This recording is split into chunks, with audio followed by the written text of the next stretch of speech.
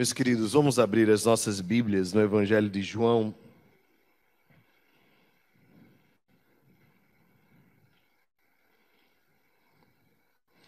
Como é bom podermos louvar a Deus. Como é bom podermos usufruir dos hinos tradicionais. Como é bom podermos rememorar a Reforma Protestante enquanto cantamos. E aquilo que Deus fez através do seu servo, entre outros, Martim Lutero. Evangelho de João, queridos irmãos, dando continuidade à nossa série, capítulo 21, nós leremos a partir do verso 15.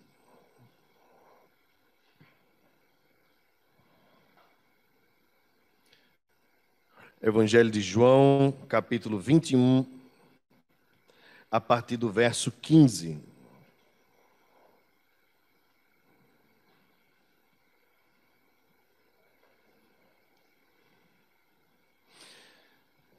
Essa mensagem faz parte da nossa série expositiva que nós iniciamos em setembro de 2017. Estamos então nos aproximando do final. Certamente este mês, se assim Deus permitir, nós encerraremos a nossa série no Evangelho de João e já emendaremos uma nova série. Os irmãos fiquem orando por nós para que Deus nos dê sabedoria e direção neste sentido. Diz assim a palavra: depois de terem comido, perguntou Jesus a Simão Pedro: Simão, filho de João, ama-me mais do que estes outros? Ele respondeu: sim, Senhor, tu sabes que te amo. Ele lhe disse: apacenta os meus cordeiros. Tornou a perguntar-lhe pela segunda vez: Simão, filho de João, tu me amas? Ele lhe respondeu: sim, Senhor, tu sabes que te amo. Disse-lhe Jesus: pastoreia as minhas ovelhas. Pela terceira vez, Jesus lhe perguntou: Simão, filho de João, tu me amas? Pedro entristeceu-se por ele lhe ter dito pela terceira vez: tu me amas. E respondeu-lhe: Senhor, tu sabes de todas as coisas. Tu sabes que eu te amo. Jesus lhe disse: apacenta as minhas ovelhas. Em verdade te digo que quando eras mais moço, tu te cingias a ti mesmo e andavas por onde querias. Quando, porém, fores velhos, estenderás as mãos, e outro te cingirá e te levará para onde não queres.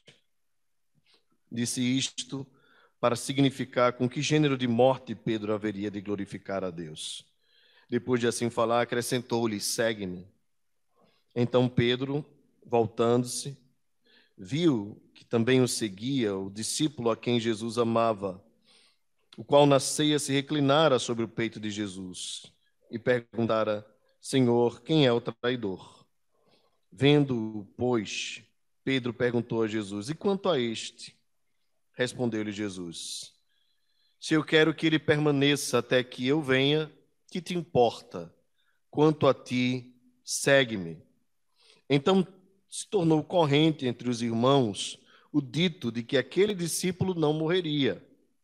Ora, Jesus não dissera que tal discípulo não morreria, mas se eu quero que ele permaneça até que eu venha, que te importa?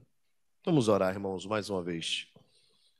Pai querido, diante da tua presença, com a tua palavra aberta, nós te louvamos porque a temos preservada em nossos dias. Te louvamos também pela liberdade que temos de poder abri-la e de poder meditar nela. Também, Senhor, te louvamos porque a temos em nossa própria língua. Sabemos ainda que há povos que não têm a tua palavra em sua própria língua materna. Nós te pedimos misericórdia, que o Senhor levante a tua igreja para investir na obra missionária, de tal forma que a tua palavra possa ser traduzida, possa ser levada às nações, aos povos, às tribos que que ainda não as têm em suas próprias línguas. Usa-nos para a glória do teu nome. Nesse instante, fala ao nosso coração, por meio dela, por meio do teu Espírito, que perscruta, sonda e nos conhece no nosso interior. Em nome de Jesus, te oramos. Amém. Meus irmãos, esse texto que nós acabamos de ler, ele tem uma pergunta, uma resposta e uma ordem. E eu quero meditar nesse aspecto, ser bem breve na minha aplicação, mas o meu clamor é que Deus mova o nosso coração nesta noite em torno e ao encontro dele, para a glória do seu nome.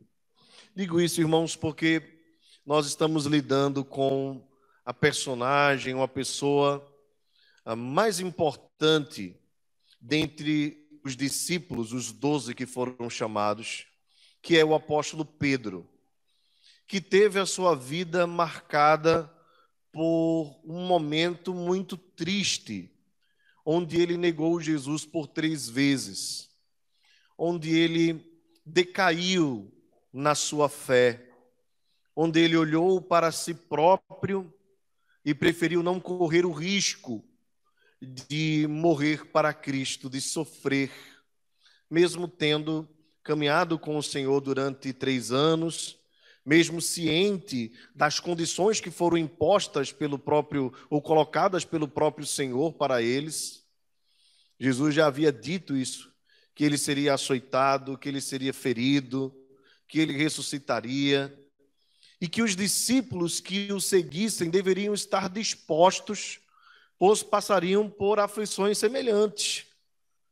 É nesse sentido também que Jesus diz: no mundo tereis aflições, mas tende bom ânimo, pois eu venci o mundo. A renúncia sempre foi um ponto marcante do discipulado cristão. Sempre foi e sempre será. Nós sempre estaremos sendo colocados contra a parede quanto à nossa fé com relação ao nosso bem-estar.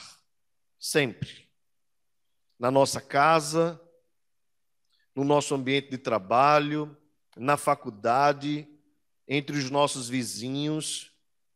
O Espírito Santo sempre vai estar em nosso coração, nos lembrando que nós carregamos um nome importante, um nome que deve ser levado por nós com seriedade e que nós devemos colocar até mesmo a nossa própria vida em risco, se for necessário, mas nunca negarmos o nome de Cristo. Isso sempre foi claro no discipulado. Pedro acompanhou todas as vezes em que pessoas se aproximaram de Jesus, achando que teriam uma vida tranquila, mas a verdade é que foram colocadas contra a parede quanto a isso. Alguns disseram assim: Senhor, quero te seguir, para onde fores? E Jesus disse: olha, as raposas têm os seus covis, as aves dos céus têm os seus ninhos, mas o Filho do Homem não tem nem onde reclinar a cabeça. Alguns disseram: Senhor, eu vou te seguir, mas deixa primeiro eu me despedir do meu pai, da minha família. Jesus foi contundente quanto a isso lá no Evangelho de Lucas, dizendo: olha, deixa os mortos os sepultar os seus próprios mortos, e tu vem e segue-me e prega o reino de Deus. Jesus estava dizendo ali muito claramente: olha, qualquer aspecto cultural, porque quando o homem dizia assim, deixa primeiro despedir-me dos de casa, não era chegar em casa e dizer tchau. O que ele estava dizendo era: eu preciso da autorização do meu pai para te seguir. Jesus diz: você precisa amar a mim acima de todas as coisas. Vejam, irmãos, o ponto do discipulado, da caminhada cristã, ele é uma linha tão tênue, porque Jesus não estava dizendo àquele homem que ele deveria desonrar o seu pai, pois é um mandamento: honra teu pai e tua mãe para que se prolongue os teus dias na terra. Em algumas culturas, o ter filhos traz segurança à pessoa adulta, para que quando chegue o dia da sua velhice ela possa ser cuidada. Então, há muito nesse aspecto. Algumas culturas não. Não sei se você reparou, mas boa parte das pessoas que morreram com o coronavírus, principalmente em países da Europa, Itália, Espanha, eram idosos que estavam vivendo em asilos. Talvez pessoas que decidiram não ter filhos, ou talvez pessoas que foram abandonadas pelos filhos. E por conta da época e tudo mais, veja, não tiveram o cuidado que teriam se tivessem na sua própria casa. Então, algumas culturas meio que deixaram isso de lado. A nossa cultura brasileira ainda tem muito desse aspecto, embora também haja situações diferentes, né, e até assustadoras no nosso país. Mas Jesus não estava dizendo para aquele homem, desonre o seu pai para me honrar, não. O que Jesus estava dizendo é, você precisa me amar acima do maior amor que pode existir na terra, que é o amor de pai e de mãe. Veja que interessante. Então, a verdade é que a caminhada cristã, o discipulado cristão, ele vai até o limite. Nós devemos entregar a nossa própria vida, estarmos dispostos a morrer pelo nome de Cristo e a não negarmos. Pedro, quando tendo vivenciado toda essa caminhada de Jesus, todas as pessoas que se aproximaram, todas as orientações e ordens que Jesus deu, chega naquele momento crucial, onde a sua fé é provada, e ele nega Jesus por 3 vezes, mesmo tendo durante a ceia, após Jesus anunciar que alguém o trairia, mesmo tendo ele dito, Senhor, jamais te abandonarei, Pedro nega Jesus. Um aspecto interessante é que o que Pedro fez não é, na verdade, muito diferente do que Judas fez. Vocês concordam comigo? Os dois, em algum aspecto, embora Judas já tivesse vindo mexendo na bolsa da tesouraria, né, dando alguns sinais, dizendo assim, olha, se essa mulher pegasse esse perfume, vendesse, desse para os pobres, tal. Então Judas já tinha algumas coisas assim. Mas num aspecto do negar, do trair, do deixar, Judas e Pedro foram muito semelhantes. Qual a diferença, então, entre Judas e Pedro? Eu diria que no aspecto geral, os dois são muito parecidos, mas há uma atitude de Jesus quanto a Pedro que é diferenciada. Jesus diz a Pedro, eu estou intercedendo por você. Satanás me pediu permissão para peneirar vocês como quem peneira o trigo. Mas Pedro, eu estou intercedendo por você. O que fez Pedro não se suicidar como Judas se suicidou, não foi que Pedro era mais forte do que Judas, ou era melhor do que Judas. Porque embora Judas já estivesse no caminho, a expectativa que Pedro colocou sobre a sua postura, quando o momento da provação chegasse, foi tão grande que Pedro poderia ter feito a mesma coisa. Porque a Bíblia diz que quando ele terminou de cantar, quando o galo terminou de cantar pela 3ª vez, Jesus fitou Pedro de longe, Pedro chorou amargamente. A ideia ali é de que Pedro teve um choro desesperador. E o desespero pode levar pessoas à loucura. E a uma atitude terrível e talvez fatal. Portanto, eu assemelho o sentimento de Judas ao sentimento de Pedro. Como homens, eles estavam sujeitos às mesmas coisas e às mesmas consequências. A diferença é que havia um Senhor intercessor cuidando da vida de Pedro. E Judas era o filho da perdição prometido desde o Antigo Testamento. A diferença está no fato de que Jesus intercede pelos seus. A glória é toda dele na vida de Pedro. E, meus irmãos, isso tem tudo a ver conosco.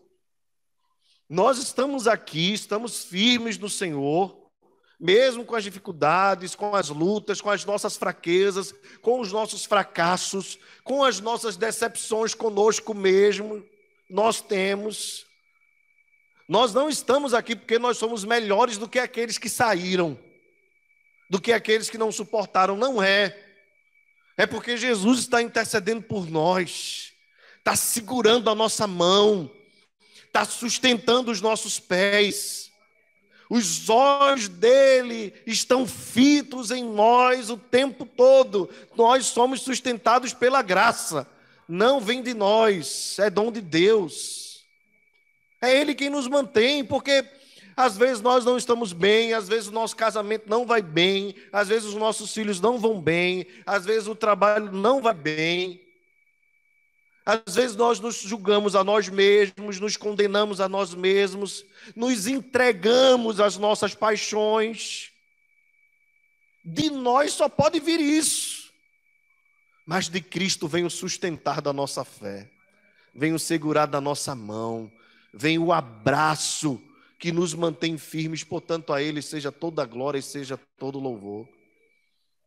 Da mesma forma, se você está aqui, é pela graça de Jesus. Quando nós chegarmos lá nos céus, é pela graça de Jesus. Tudo é graça, tudo é graça.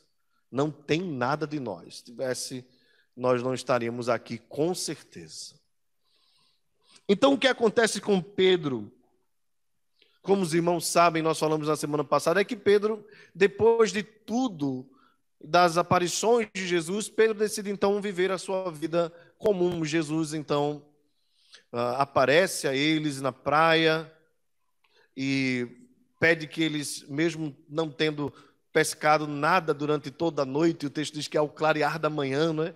Como o sol que vem para reinar sobre as trevas, Jesus diz, lança a rede à direita, e quando eles lançaram, veio tanto peixe, cerca de 53 grandes peixes, que eles quase não conseguiam trazer para a margem. Jesus então come com eles e ali depois desenvolve um diálogo. E o diálogo se direciona a Pedro. Vejam, tinham os outros apóstolos ali, como nós sabemos bem. O texto no capítulo 21, verso 2, diz que estava Pedro, Tomé, Natanael, os 12 filhos de Zebedeu, mais 2 dos seus discípulos. Mas Jesus se dirige a Pedro. Pedro seria o líder da igreja. Não o Papa, mas o líder. Porque a ideia do papado é de que Pedro é o vigário de Cristo. E isso não é verdade.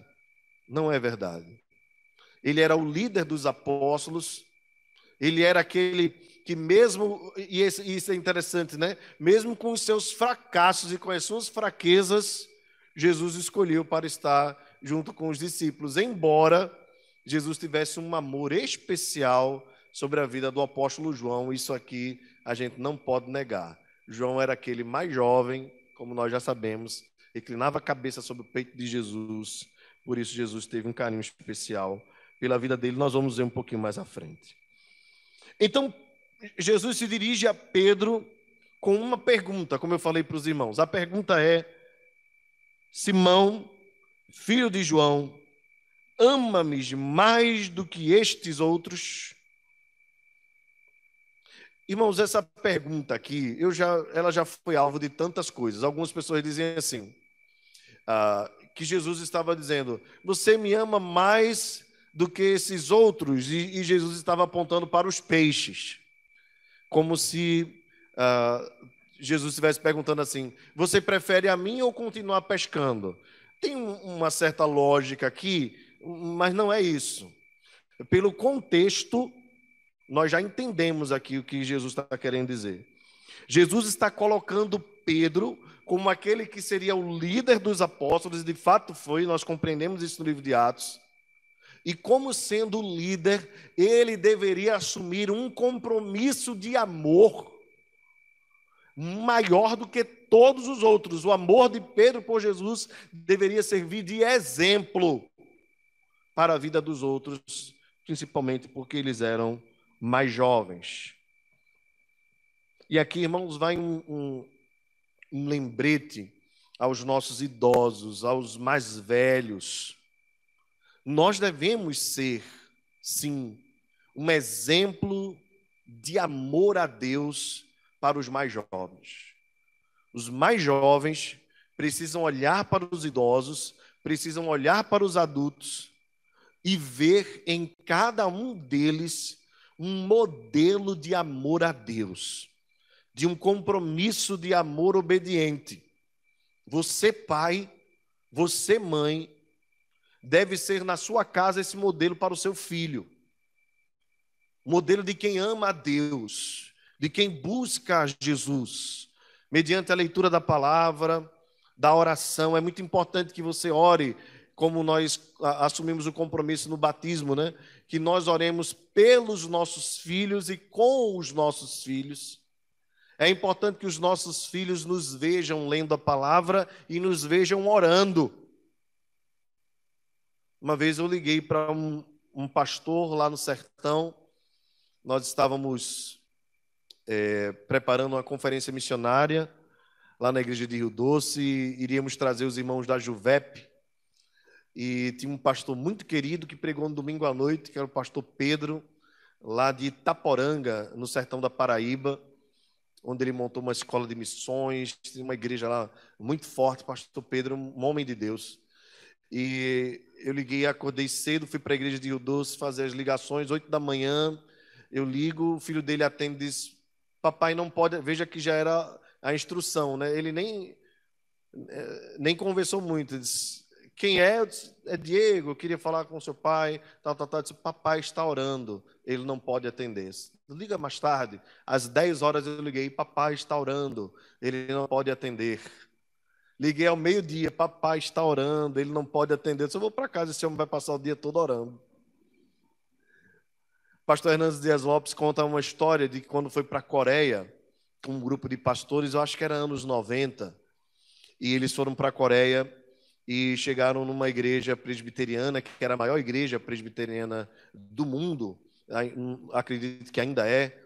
A Coreia tem as 3 maiores igrejas, ou 4 maiores igrejas do mundo, e numa ocasião eles foram para um encontro com o pastor sênior, né? O pastor principal da igreja. E chegando lá, a primeira coisa que o pastor fez foi chamar eles para orar. E eles passaram um tempo de oração. E uma coisa curiosa que ele conta é que a secretária recebeu uma ligação. E a ligação era do presidente da República, o presidente da Coreia. Um homem importantíssimo. E a secretária atendeu e disse: senhor presidente, lamento poder lhe dizer, o nosso pastor não vai poder lhe atender, porque ele está orando. Os irmãos entenderam?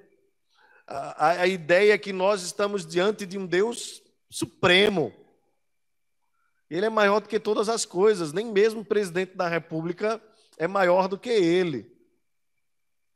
Irmãos, os nossos filhos, os nossos jovens precisam ver esse modelo e aprender esse modelo de amor a Deus, de compromisso com Deus. Precisam olhar para nós e ver um modelo de como seguir, de como servir, não apenas na oração, na leitura da palavra, mas na condução da vida, nas decisões, nas atitudes, no comportamento. Queiram os nossos jovens acharem em nós esse modelo, pois isso é digno de Cristo, é o que Ele quer de nós. Então a pergunta é: tu me amas, Pedro? Tu me amas? Jesus perguntou por 3 vezes. E claro, não tem como, o próprio apóstolo João já nos explica que a forma que Jesus perguntou tinha a ver com as vezes que Pedro negou. Em outras palavras: Pedro, tu estás disposto, depois da experiência que passaste, a assumir um compromisso de amor e conduzir o rebanho, liderar esse povo, a ser modelo para esse povo de amor, de zelo pela minha presença? Meus irmãos, essa pergunta continua e deve continuar batendo forte no nosso coração. Nós amamos a Deus, Você ama a Cristo?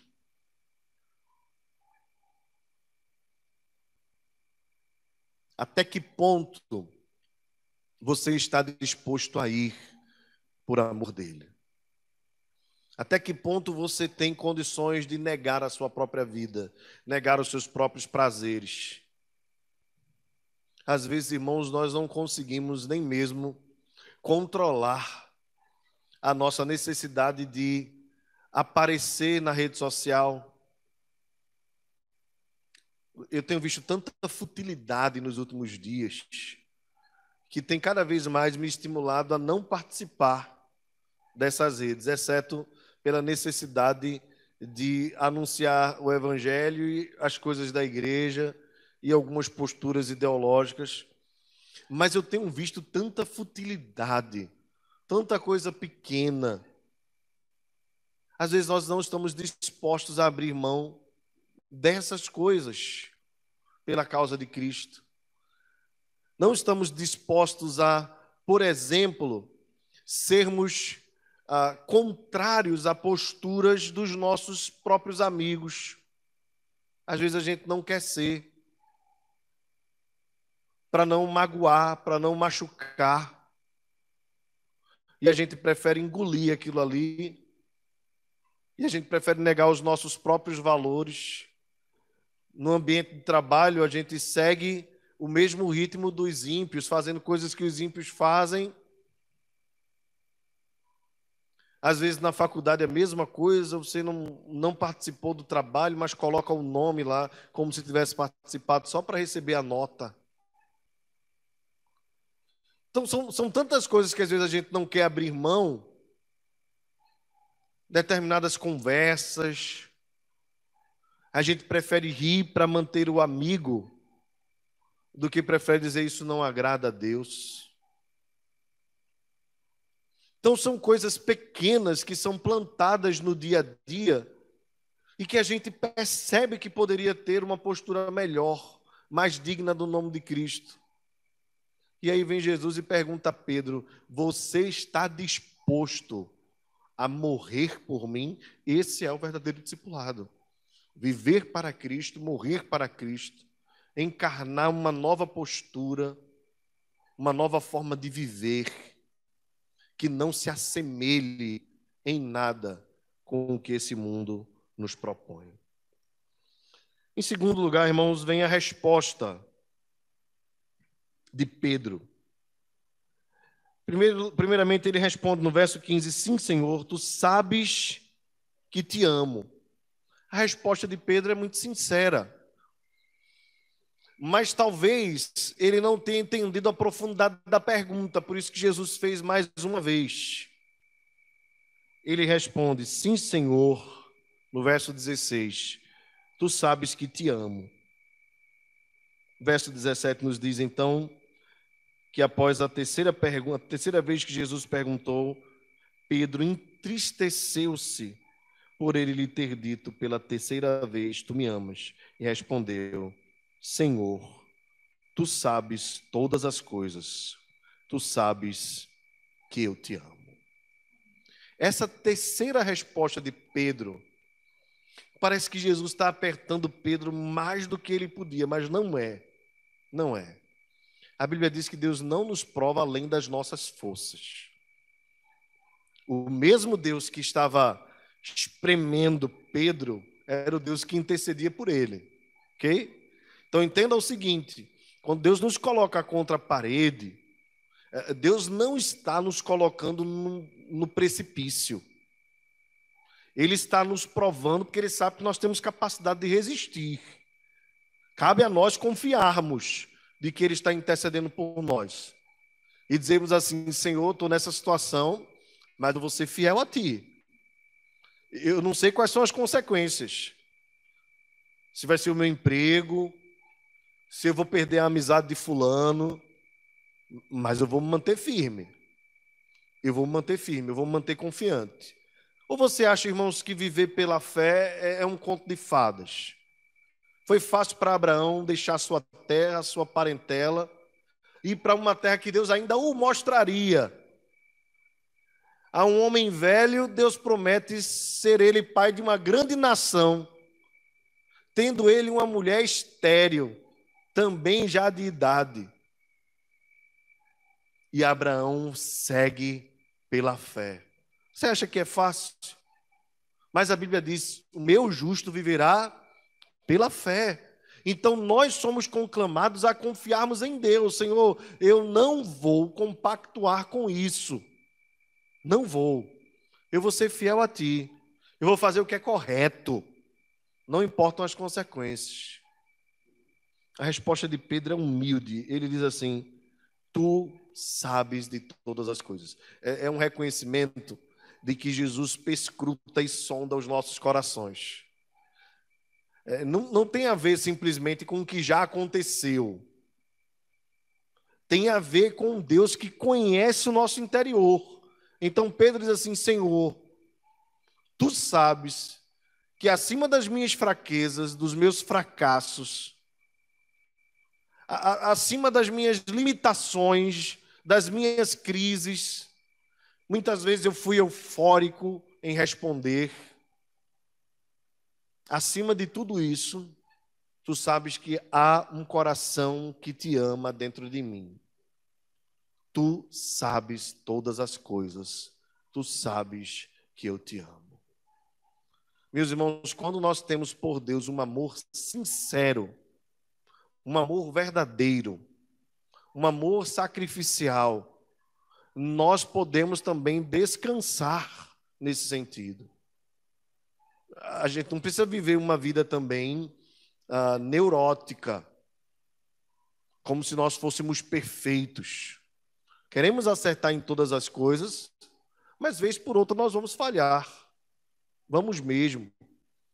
Às vezes percebendo, às vezes até sem perceber. Quantas vezes depois que você chegou em casa, você não se atentou para alguma coisa que você deveria ter feito diferente e não fez? Quantas vezes depois, por exemplo, de iniciar uma discussão dentro de casa, você percebe que poderia ter sido mais paciente, que não precisava ter exagerado tanto, que não precisava ter sido tão cri-cri em reclamar aqui ou reclamar ali. Quantos de nós já não passamos por isso? Às vezes nós exageramos com os nossos filhos, corrigimos com mais rigidez do que deveríamos corrigir. Cobramos demais das nossas esposas, dos nossos maridos, dos nossos amigos. Às vezes nós reconhecemos que somos verdadeiros hipócritas, não é verdade? Fariseus. A gente consegue colocar um peso sobre o outro que nós mesmos não queremos carregar e não podemos carregar. Somos juízes, temos uma habilidade assim de observarmos a caminhada dos outros, mas não olhamos para os nossos próprios passos. Só Deus para ter misericórdia de nós, irmãos. Mas no final de tudo, Deus sabe que nós o amamos. E precisamos descansar no amor de Deus por nós, pois é Ele quem sustenta o pacto, é Ele quem sustenta a aliança. Ele é a parte fiel. Ainda que nós sejamos infiéis, a Escritura diz, Ele permanece fiel, pois não pode negar-se a si mesmo. Senhor, Tu sabes que eu Te amo. Talvez seja essa a única coisa que você possa dizer para Deus hoje. Quando você é perguntado por Ele assim: e aí, eu quero provas de que você me ama. Talvez a única coisa que você pode dizer é: Senhor, Tu sabes a minha jornada, Tu sabes quem eu sou por dentro, Tu conheces a minha vida, Tu sabes que eu Te amo. Eu não tenho Te amado como deveria, mas Tu sabes que eu Te amo. Eu não tenho andado nos Teus bons caminhos, mas Tu sabes que eu Te amo. Eu não tenho sido o melhor marido para minha esposa, mas Tu sabes que eu Te amo. Eu não tenho sido a melhor esposa para o meu marido, mas Tu sabes que eu Te amo. Isso não é uma forma de nós justificarmos nada, irmãos. Não tem nada a ver com isso. Não tem a ver com nós nos conformarmos com as nossas fraquezas, com os nossos pecados e os domesticarmos. Não tem nada a ver com isso. Tem a ver necessariamente com o fato de nós reconhecermos que nós somos pecadores no final de tudo. E que não há em nós nada que venha de nós que possa convencer Deus a nos amar. Absolutamente. E que nós não somos melhores do que ninguém. Nós temos apenas pecados diferentes. Estamos apenas em passos diferentes na caminhada. Mas somos fracos, somos falhos, somos pecadores. A editora Fiel anunciou a pré-venda de um livro extraordinário. Eu não sei, acho que coloquei no grupo da igreja. Garotas Gays, Deus Bom. Acho que eu coloquei no grupo da igreja. Estou ansiosíssimo para ler o livro. No Instagram da editora, eles colocaram um videozinho da pessoa contando a sua experiência e o que Deus fez na vida dela. Quando eu olho para situações como essa, eu fico a pensar em pessoas que vivem, mesmo dentro das igrejas, suportando essa crise de ter um desejo sexual por pessoa do mesmo sexo, mas que são crentes, mas que estão ali na batalha, como irmãos que têm dificuldade com os vícios, mas que estão ali na batalha, lutando, e que não é um pecado diferente do meu e do seu, que somos às vezes orgulhosos, mentirosos, agimos com falsidade, que somos às vezes hipócritas, entre tantas outras coisas. Irmãos, Deus nos ama com um amor que é capaz de superar as nossas fraquezas. O que Ele quer de nós é que nós nos arrependamos com sinceridade, que nós nos voltemos para Ele como o filho pródigo voltou, dizendo: pequei contra os céus, pequei contra ti. Ou como Davi, quando disse: cria em mim, ó Deus, um coração puro e renova dentro de mim um espírito inabalável. É nesse sentido que a igreja precisa abrir os olhos para enxergar quem ela é, objeto da graça de Deus. E que a única coisa que a diferencia do mundo é que nós somos objetos da graça.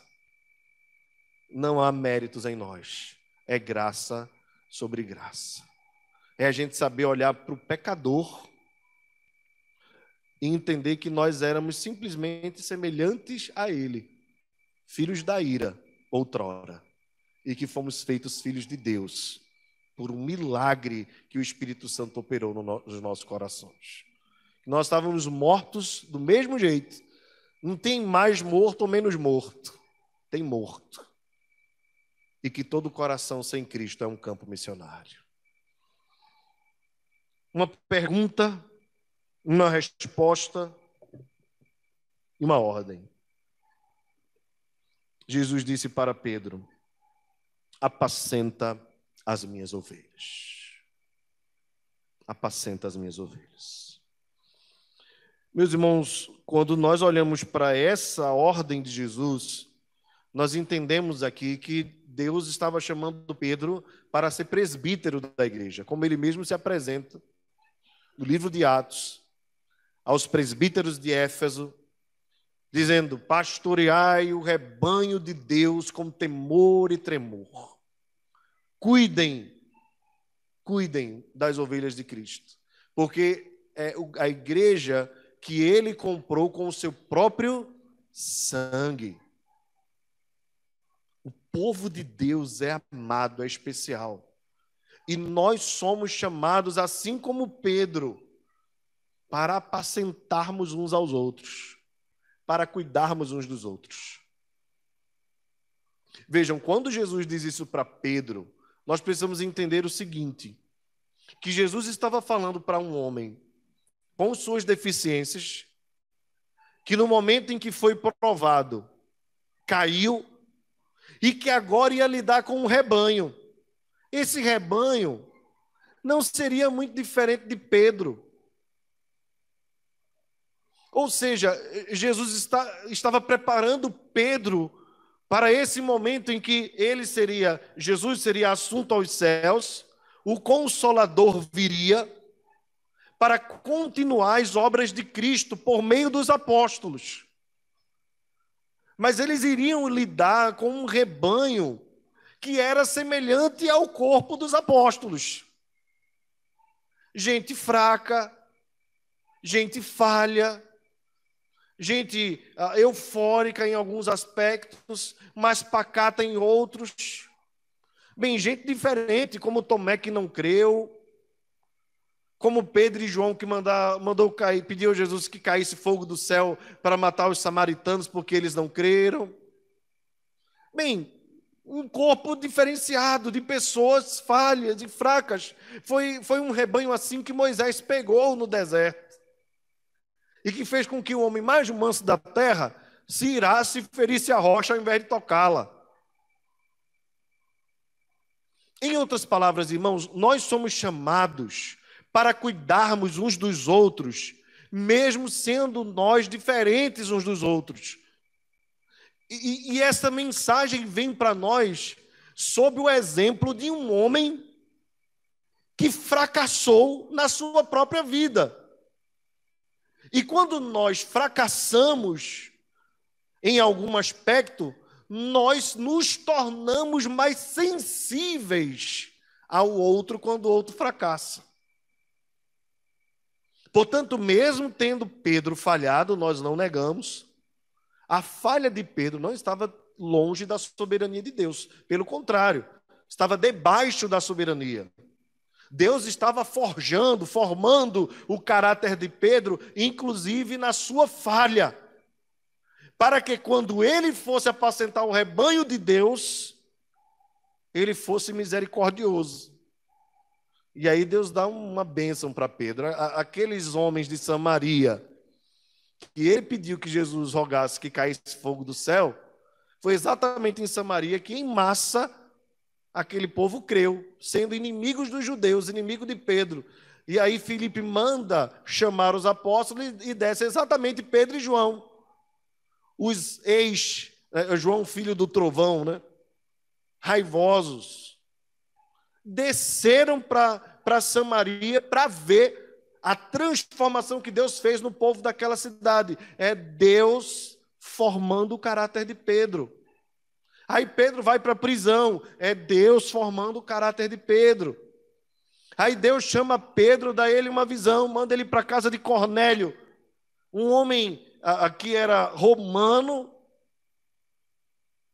e Pedro sabia que pela tradição não podia entrar na casa daquele homem. Quando Pedro entra lá, que começa a pregar a palavra, todo mundo se converte. E há ali a manifestação do Espírito na vida daquelas pessoas. Pedro volta para lá. Primeira coisa que Pedro recebe é uma pancada dos judeus, dizendo: você entrou na casa de um gentio. E lá vai Pedro explicar tudo o que aconteceu. Deus formando o caráter de Pedro. Então entenda o seguinte: as coisas que você vivencia, por isso que a Bíblia diz que os nossos sofrimentos, eles servem para nós consolarmos outros. As coisas que você passa na vida, seja uma doença, seja um problema no casamento, seja lá o que for, não está debaixo do controle de Deus. Deus está te aperfeiçoando para que você possa apacentar outras pessoas. Agora, você precisa abrir os olhos para isso. Exatamente isso que Jesus está fazendo com Pedro. Pedro, cuida das pessoas. O rebanho é meu, apacenta as minhas. Veja, as ovelhas não eram de Pedro. Me estranha muito essa história quando o pastor de igreja diz assim: fulano é minha ovelha. Eu não tenho ovelha nenhuma, irmãos. Nenhuma. Eu cuido das ovelhas de Cristo. Costumo dizer que não sou pastor, estou pastor. Só existe um pastor. É o Supremo. É o pastor das ovelhas, é Jesus. Ele nos coloca aqui para a gente cuidar. Agora, pastorear é um verbo que você vai sempre encontrar na Bíblia com uma ideia prática. Na verdade, eu sou presbítero, ligado à docência. Mas o pastoreio da igreja é mútuo. Então aqui vai uma última palavra, uma última aplicação quanto à ordem de Jesus. Cuidemos uns dos outros. Você é responsável pelo seu irmão. Você é responsável por ele. Não faça como Caim. Acaso sou eu tutor do meu irmão, Abel? Sim, você é tutor do seu irmão. Cuide do seu irmão. Ore pelo seu irmão. Ele está fraco, ore por ele. Está precisando de uma palavra, ligue para ele. Manda uma mensagem para ele. Procure saber como ele está. Chame ele para conversar, para tomar um sorvete, para jantar na sua casa. Vá jantar na casa dele. Converse, saiba, procure, apacente. Nós precisamos cuidar uns dos outros. Não é responsabilidade só do pastor, não é responsabilidade só do conselho, é uma responsabilidade que recai sobre toda a igreja de Deus. E talvez você só vá sentir quando você for a pessoa que precisa.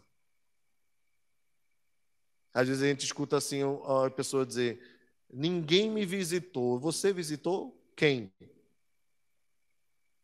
Nós precisamos entender a nossa responsabilidade mais do que os nossos privilégios. E aí, quando a gente assume as nossas responsabilidades, aí os privilégios naturalmente vêm, porque Deus cuida de nós. As suas dificuldades não são só experiência para você, mas são experiências para que você possa cuidar de outros. Um exemplo simples. Cheguei numa igreja, passei tanto tempo, ninguém nem me percebeu. Aí sai criticando a igreja, aí sai reclamando. Faça isso não. Quando você chegar na sua igreja, você vai ficar, observe as pessoas que estão visitando e cumprimente. Faça diferente. É o que você pode fazer. Então, são atitudes assim que, na nossa experiência, a gente podia levar mal. Pedro negou 3 vezes. Agora é levada para o bem. Jesus disse: agora você vai cuidar de pessoas, porque você entende o que é fracasso, você entende o que é fraqueza, você entende o que é pecar, o que é falhar, o que é, aspas, né, decepcionar. Digo aspas porque Jesus não tinha expectativas além de Pedro. Jesus sabia muito bem o que haveria de acontecer. O que nos sustenta, irmãos, na caminhada? Jesus que intercede por nós. O que nós podemos dar a Ele? O nosso amor. Na nossa simplicidade, mas buscando amá-lo cada vez mais, pois Ele tem nos abençoado com toda sorte de bênçãos espirituais. Vamos ficar de pé, queridos. Nós vamos orar, depois nós vamos impletar a bênção, e eu já chamo a missionária Esté e Giane para nós cantarmos após a bênção o tríplice amém. Depois eu vou dar apenas algumas informações e nós cantaremos um hino para encerrar. Oremos. Querido Deus, nós te louvamos pela tua palavra. Mais uma vez te agradecemos por podermos abri-la publicamente, podermos expô-la com um microfone, com amplificação do som, por não termos, ó Deus, as nossas portas, pessoas a nos vigiarem. Ó Deus, em alguns países isso não é possível. Tem misericórdia dos nossos irmãos. Obrigado, Deus, por podermos falar do teu amor, da tua graça. Queremos reconhecer que somos fracos, que somos falhos, mas tu sabes que nós te amamos. Sustenta-nos, pois é o teu amor que nos sustenta, a tua graça que nos segura, é a tua forte mão que nos guia na caminhada.